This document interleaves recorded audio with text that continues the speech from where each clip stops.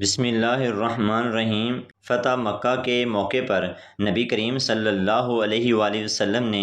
خلیفہ سوم حضرت عثمان غنی رضی اللہ تعالی عنہ کے ایک بھائی کو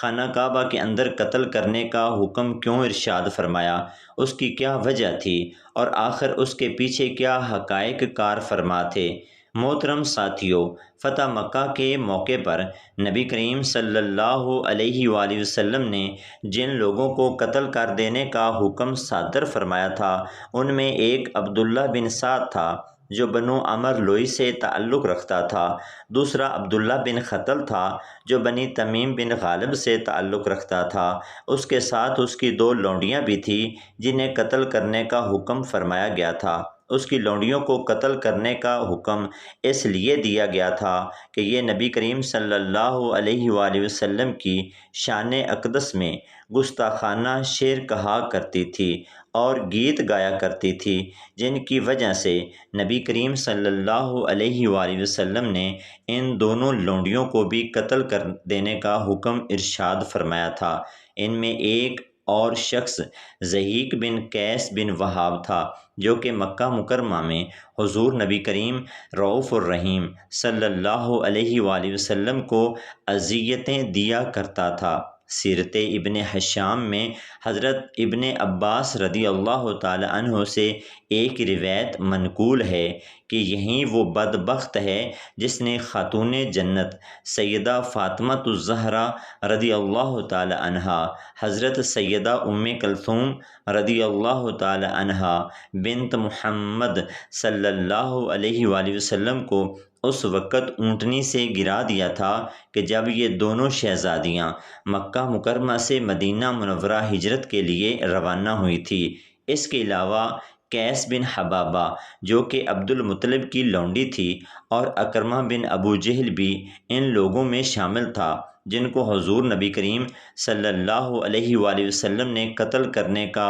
حکم صادر فرمایا تھا، اور اللہ تبارک و تعالیٰ کا ان تمام لوگوں پر غیظ و غضب اس قدر سخت تھا کہ نبی کریم صلی اللہ علیہ وآلہ وسلم نے ارشاد فرمایا تھا کہ اگر یہ لوگ خانہ کعبہ کے پردوں کے اندر بھی چھپ جائیں تو وہاں سے بھی نکال کر ان کو قتل کر دیا جائے، یعنی کہ اس قدر سخت حکم تھا۔ یاد رہے ان میں اکرمہ بن ابو جہل اسلام کے سب سے بڑے دشمن ابو جہل کا بیٹا تھا، جن کے لیے پہلے تو قتل کا حکم صادر فرمایا گیا تھا، پھر جب ان کی زوجہ اسلام قبول کرنے کے بعد ان کو لے کر رسول اللہ صلی اللہ علیہ وآلہ وسلم کی خدمت میں حاضر ہوئی تو اکرمہ بن ابو جہل نے بھی اسلام قبول کر لیا اور رسول اللہ صلی اللہ علیہ وآلہ وسلم کے اصحاب میں شامل ہو گئے، اور پھر تا دم آخر اسلام کی سربلندی اور خدمت کے لیے کوشاں رہے۔ نبی کریم صلی اللہ علیہ وآلہ وسلم کی رحمت اور شفقت کا عالم تو دیکھیے کہ آپ صلی اللہ علیہ وآلہ وسلم نے اپنے صحابہ کرام سے ارشاد فرمایا کہ اکرمہ بن ابو جہل کے سامنے کبھی اس کے باپ ابو جہل کے بارے میں سخت الفاظ استعمال نہ کرنا، میرے صحابی کے دل پر دکھ اور درد میں برداشت نہیں کر پاؤں گا۔ یعنی نبی کریم صلی اللہ علیہ وآلہ وسلم اپنے سب سے بڑے اور سخت ترین دشمن ابو جہل کے بارے میں بھی صرف اس کے بیٹے حضرت اکرمہ رضی اللہ تعالی عنہ کی وجہ سے سخت الفاظ کہنے سے منع فرما رہے ہیں۔ فتح مکہ کے موقع پر نبی کریم صلی اللہ علیہ وآلہ وسلم نے سب کے لیے عام معافی کا اعلان کیا تھا اور اپنے امراء اور سپہ سالاروں کو حکم دیا تھا کہ کسی بھی بے گناہ شخص کو قتل نہ کیا جائے۔ جو بھی اپنے گھر کا دروازہ بند کر لے یا ہتھیار ڈال دے اس کو معاف کر دینا، اور اس وقت تک کسی پر ہتھیار نہ اٹھانا جب تک دوسرا تم پر پہل نہ کرے۔ اور نبی کریم رؤوف الرحیم صلی اللہ علیہ وآلہ وسلم نے ارشاد فرمایا کہ جو شخص اپنے گھر کا دروازہ بند کر دے گا یا مسجد میں پناہ لے گا یا ابو سفیان کے گھر میں پناہ لے گا اس کو معاف کر دیا جائے گا۔ لیکن اس عام معافی کے باوجود نبی کریم صلی اللہ علیہ وآلہ وسلم نے جن لوگوں کو قتل کر دینے کا حکم ارشاد فرمایا ان میں ایک شخص حضرت عثمان غنی رضی اللہ تعالی عنہ کا رضائی بھائی عبداللہ ابن ابی سرہ بھی شامل تھا، جس کو نبی کریم صلی اللہ علیہ وآلہ وسلم نے قتل کر دینے کا حکم ارشاد فرمایا تھا۔ عبداللہ بن ابی سرہ پڑھے لکھے لوگوں میں شامل تھا۔ جب اس نے اسلام قبول کیا تو حضرت عثمان غنی رضی اللہ تعالی عنہ کے ذریعے سے یہ نبی صلی اللہ علیہ وآلہ وسلم کے کاتبین میں شامل ہو گیا۔ محترم ساتھیو، کاتب وحی مقرر ہونا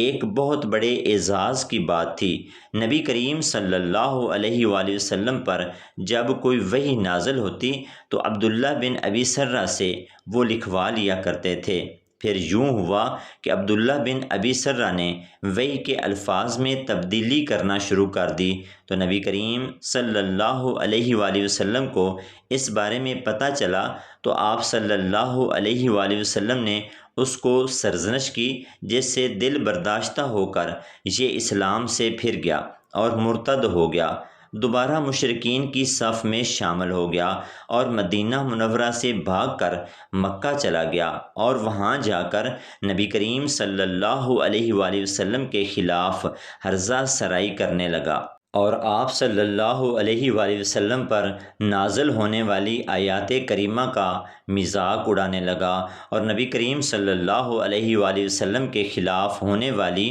سازشوں کا حصہ بننے لگا۔ یہی وجہ تھی کہ فتح مکہ کے موقع پر جب نبی کریم صلی اللہ علیہ وآلہ وسلم نے عام معافی کا اعلان فرما دیا تھا تو آپ صلی اللہ علیہ وآلہ وسلم نے وہیں پر اس ابن سرہ کو قتل کرنے کا حکم ارشاد فرمایا تھا، کیونکہ اس کا جرم بہت بڑا تھا۔ اس نے کتاب اللہ میں تبدیلی کی کوشش کی تھی اور نبی صلی اللہ علیہ وآلہ وسلم کے خلاف سازشوں میں شامل رہا کرتا تھا، لیکن جب اس کے قتل کا حکم صادر ہوا تو یہ اپنے رضائی بھائی حضرت عثمان غنی رضی اللہ تعالی عنہ کے پاس جا کر چھپ گیا۔ حضرت عثمان غنی رضی اللہ تعالی عنہ اس کو لے کر نبی صلی اللہ علیہ وآلہ وسلم کے پاس آئے اور آ کر اس کی سفارش کی۔ نبی صلی اللہ علیہ وآلہ وسلم نے حضرت عثمان غنی کی سفارش کو قبول نہ فرمایا۔ حضرت عثمان غنی نے دوسری بار عرض کی، یا رسول اللہ صلی اللہ علیہ وآلہ وسلم، میرے رضائی بھائی ابن سرہ کو معاف کر دیجئے اور اس کی بیعت لے لیجئے۔ آپ نے پھر کچھ ارشاد نہ فرمایا۔ حضرت عثمان غنی نے تیسری بار جب عرض کی تو آپ صلی اللہ علیہ وآلہ وسلم نے پھر بھی کوئی لفظ ارشاد نہ فرمایا۔ پھر جب چوتھی بار حضرت عثمان غنی رضی اللہ تعالی عنہ نے ابن سرہ کی سفارش کی تو آپ صلی اللہ علیہ وآلہ وسلم نے اس کی سفارش کو قبول فرما لیا اور اس کی بیعت لے لی، لیکن ان کے وہاں سے جانے کے بعد آپ صلی اللہ علیہ وآلہ وسلم نے اپنے صحابہ کرام رضوان اللہ تعالی علیہم اجمعین سے پوچھا، کیا تم لوگوں میں سے کوئی بھی ایسا نہ تھا جو اٹھ کر ابن سرہ کا سر قلم کر دیتا، جبکہ تم دیکھ بھی رہے تھے کہ میں اس کو معاف نہیں کر رہا؟ صحابہ اکرام نے کہا، یا رسول اللہ صلی اللہ علیہ وآلہ وسلم، ہم سمجھ نہ سکے کہ آپ کا ارادہ کیا تھا۔ اگر آپ ہمیں کوئی اشارہ فرما دیتے تو ہم ضرور اس کا سر قلم کر دیتے۔ تو نبی کریم صلی اللہ علیہ وآلہ وسلم نے ارشاد فرمایا کہ یہ اللہ کے کسی نبی کو زیب نہیں دیتا کہ وہ کسی کو اشارے کے ذریعے قتل کرنے کا حکم دے۔ مورخین لکھتے ہیں کہ نبی صلی اللہ علیہ وآلہ وسلم کے معاف فرما دینے کے بعد ابی سرہ نے اپنی پرانی روش سے سچے دل سے توبہ کر لی تھی اور پھر تا دم آخر اسلام پر ہی قائم رہے اور اسلام کی سربلندی کے لیے اپنا کردار ادا کرتے رہے۔ لیکن کچھ مورخین یہ بھی بیان کرتے ہیں کہ بعد میں بھی ابن سرہ اسلام سے پھر گیا تھا اور اس نے بعد میں اسلام کو نقصان پہنچانے کے کئی ایک کام سر انجام دیے، لیکن یہ روایات ضعیف اور کمزور ہیں، اس لیے ابن سرہ پر یہی گمان کیا جاتا ہے کہ انہوں نے اسلام پر ہی اپنی زندگی کو مکمل کیا تھا اور آخری دم تک اسلام پر قائم رہے تھے۔